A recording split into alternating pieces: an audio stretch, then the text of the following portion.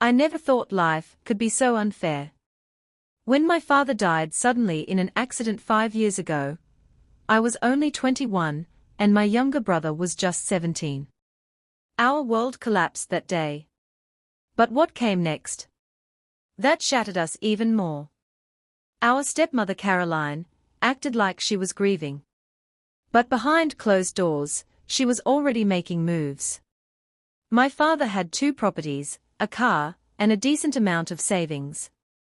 He worked hard to build a life for us. But Caroline? She wasn't interested in fairness. She had 2 children from her previous marriage, a boy and a girl. She always made it clear they were her priority. What we didn't know was that she had been working closely with my father's lawyer behind the scenes. Weeks after the funeral, we were called in for the will reading. Except, there was no mention of our names. Not mine. Not my brother's. Everything was left to her and her 2 children. We were stunned. Confused. Broken. We knew something was wrong, but we didn't have the money or strength to fight it in court. Caroline kicked us out of our home and claimed it was for her children's future. We had no choice but to start from scratch. I got a cleaning job during the day and studied at night. My brother took up work at a mechanic's workshop. It wasn't easy. We shared a tiny 1-room apartment for years. But somehow, we kept going. And now, we are finally doing okay. I run my own small business, and my brother is now a certified auto technician with his own garage. But karma. It always finds a way. Caroline's son, the one who got the house and inheritance, squandered everything. Lavish lifestyle. Betting. Fake friends. The house was sold. The car gone. The savings dried up. Last I heard, he moved back in with his mother, jobless. Then came the recent call. Caroline is now battling kidney failure. She needs a transplant. And they are reaching out to me and my brother for help. Not just emotional support, but financial too. Hospital bills, donor search, the whole thing. They say, you're her children too. She raised you. I haven't responded yet. My brother is furious. He said, she left us to starve, and now she wants our help. Part of me feels angry. Betrayed. Another part. I don't even know what it feels. I sat staring at the message for hours. It was from her daughter, the one who used to call me half-sister, with an eye roll, like I wasn't part of the family. Now she was begging. Please. Mom is really sick. We don't have anyone else to turn to. I know things were rough, but she needs help. Rough? That's what they called what they did to us. My mind flooded with memories, my brother sleeping on a mattress on the floor, the nights we skipped dinner so we could afford books, the humiliation of being thrown out of the only home we'd ever known. I remember begging Caroline not to send us away. Her cold stare. Her words, you're grown. You'll manage. And we did. Somehow, we managed. My brother walked in while I was still holding the phone. He looked at me, instantly reading the turmoil on my face. They reached out again, he asked. I nodded. He scoffed, grabbing a bottle of water and sitting down. They are desperate now. Of course they remember us. She's dying, Emeka, I said softly. So? She let us die emotionally when we were at our lowest. She stole our inheritance and gave it to the same son who partied it away in clubs. And now she wants what? Mercy. He stood up, too angry to sit still. She didn't raise us. She replaced us. He wasn't wrong. But something still tugged at me. Maybe it was the memory of the woman Caroline once was, before greed changed her. Or maybe it was the fact that despite everything, I still had some part of me that couldn't fully turn away from someone begging for their life. That evening, I called the hospital anonymously to confirm the situation. It was true. She was on dialysis and in urgent need of a transplant. Now, I stand here with a choice. We have the money now, my business is doing well, and Emeka has savings. Not enough for everything, but enough to make a difference. But should we? Do we owe her anything? That night, sleep didn't come easily. I kept turning over, thinking of my father. What would he want me to do? Would he have wanted us to walk away, like she walked away from us? Or would he have wanted us to be better? The next morning, I called Emeka into the kitchen. He was already dressed for work, but when he saw the look on my face, he sat down. I went to see her, I said quietly. His eyes widened. You what? I didn't tell them I was coming. I just needed to see for myself. He didn't interrupt. He just stared. She looks like a shadow. Not the woman we knew.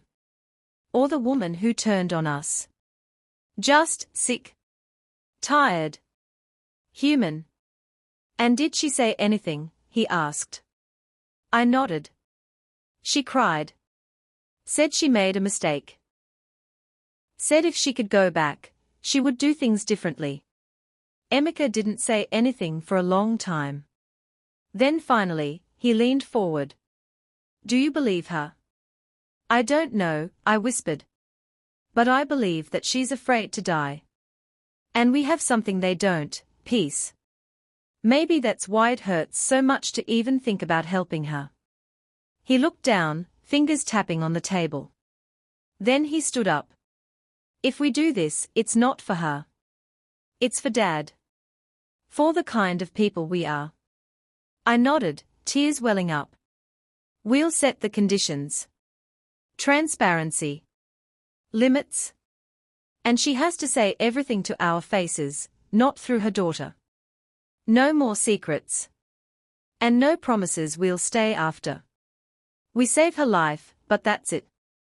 Nothing more, he added. I agreed.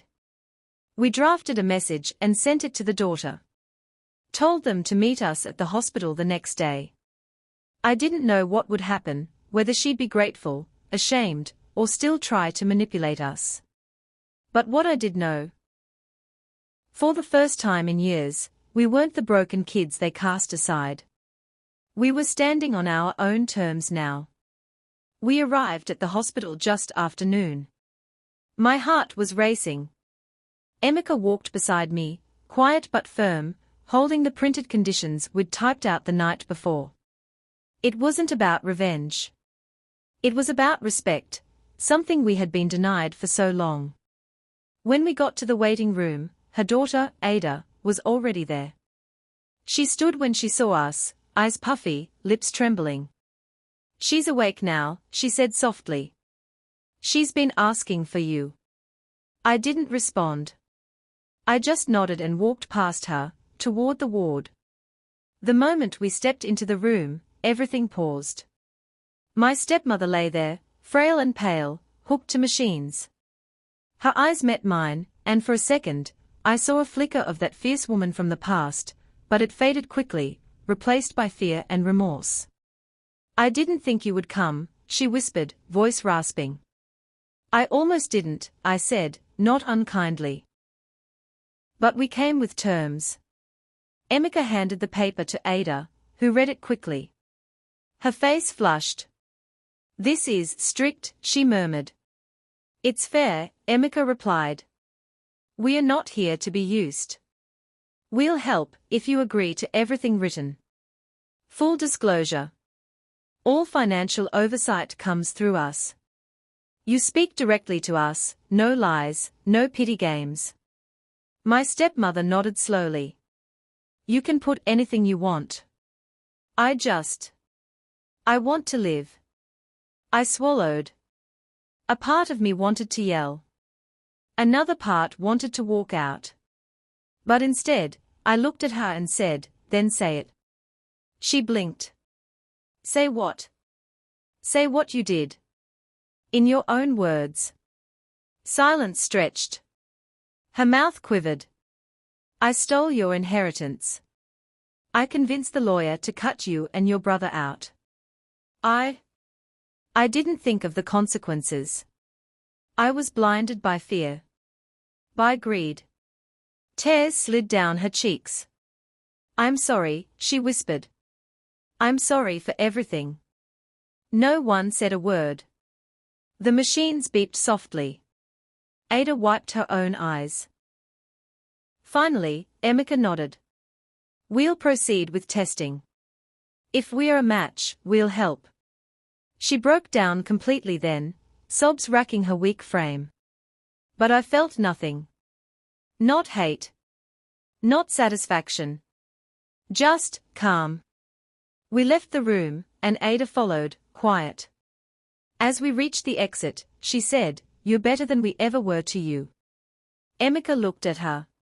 We didn't do this to be better. We did it because he raised us right.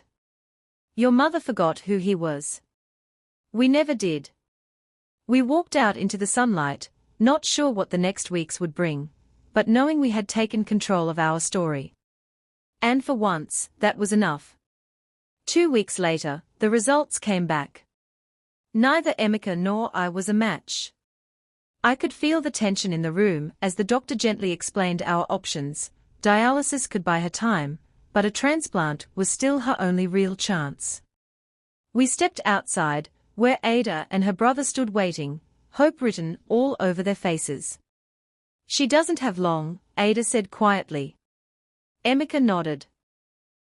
We did what we could. She stared at us, confused. You won't keep trying. I sighed. We tried, Ada. But we are not God. And we are not obligated. Her brother, visibly thinner now, stepped forward. But you're her only hope. No, I said, she had hope. Years ago. When she could have done the right thing. She didn't. There was no anger in my voice, only truth. I'd made peace with it all. We paid for a few rounds of dialysis to keep her stable.